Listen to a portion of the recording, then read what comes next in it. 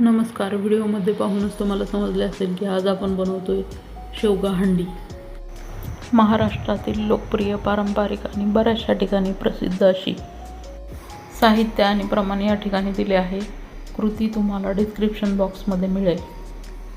चला तर मग रेसिपीला सुरुवात करूयात. सर्वात प्रथम शेवग्याच्या शेंगा पाण्याने स्वच्छ धुवून त्याचे आपण मध्यम आकाराचे तुकडे करून घेणार आहोत. व्हिडिओ स्किप न करता शेवटपर्यंत नक्की बघा. काळ्या मसाल्याची भाजी बनवत असताना भरपूर अशा वेगवेगळ्या छोट्या छोट्या टिप्स तुम्हाला मिळतील. गॅसवर कढईमध्ये पाणी तापत ठेवलेले आहे. या गरम पाण्यामध्ये या कट करून साफ केलेल्या शेंगा शिजेपर्यंत उकळण्यासाठी ठेवणार आहोत. शेंगांबरोबर थोडीशी मूग डाळही मी इथे वापरणार आहे. डाळीमुळे भाजीला सुंदर असा टेक्स्चर मिळतो, दाटसरपणा येतो आणि भाजीची पौष्टिकताही वाढते. काळ्या मसाल्याच्या भाजीमध्ये बऱ्याच वेळा भाजीला दाटसरपणा येण्यासाठी मसाला वाटणात आपण हरभऱ्याची डाळ किंवा फुटाणे किंवा डाळे वापरतो. त्याऐवजी या पद्धतीने थोडीशी मूग डाळ शिजवून वापरून पहा, भाजीला वेगळी चव येईल. आता मसाला वाटण करूया. या वाटणामध्ये मी इथे 2 मोठे कांदे भाजून घेतलेले आहेत. खोबरं थोडंसं, भरपूर अशी कोथिंबीर, हिरव्या मिरच्या, आले, लसूण, तीळ आणि कढीपत्ता. घेतलेलं सर्व साहित्य तेलामध्ये आपण व्यवस्थित परतून घेणार आहोत. त्यासाठी गॅसवर तव्यामध्ये तेल तापत ठेवले. त्यात कांदा घातला. मग खोबरे थोडेसे ठेचून घातले. त्याला व्यवस्थित परतून घेतले.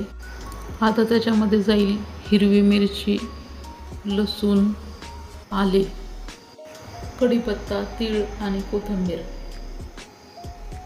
मग सर्व साहित्य व्यवस्थित परतून घेऊयात. काळा मसाला वाटणातील प्रत्येक पदार्थ वेगवेगळा भाजण्यापेक्षा मी सर्व पदार्थ एकत्र करून भाजते, कारण भाजण्यासाठी जाणारा वेळ वाचतो आणि काळ्या मसाल्याची भाजी पटकन तयार होते.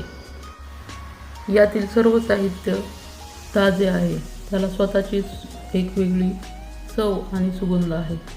अशा पद्धतीने सर्व साहित्य एकत्रित भाजले किंवा परतले, त्यामुळे भाजीला एक वेगळाच सुगंध आणि एक वेगळीच चव तयार होते.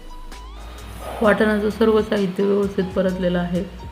आता आपण याला मिक्सरमध्ये बारीक करून घेऊयात. आता भाजीच्या फोडणीसाठी तेलामध्ये लसूण आणि कढीपत्ता जाईल. मग तयार केलेले वाटण आणि त्यामध्ये मी वापरलेला आहे घरगुती तयार केलेला काळा मसाला. फोडणी करत असताना मसाला थेट तेलात जाणार नाही, याची काळजी मी घेते. सुरुवातीला थोडंसं वाटण आणि मसाला हलकंसं तेलात परतून घ्यायचं, म्हणजे यानं मसाला करपतही नाही आणि मसाल्याचा चव आणि सुगंध भाजीमध्ये खुलून येतो. मग उरलेलं वाटण टाकून व्यवस्थित परतून घ्यायचं, म्हणजे भाजी अधिक खमंग आणि स्वादिष्ट बनेल. आता मसाल्यामध्ये शिजवून घेतलेल्या शेंगा आणि डाळ घालून सर्व साहित्य व्यवस्थित परतून घेऊयात. याने मसाल्यांची सर्व चव शेंगांमध्ये येईल. 1 मिनिटभर याला व्यवस्थित असं परतून घेतलं.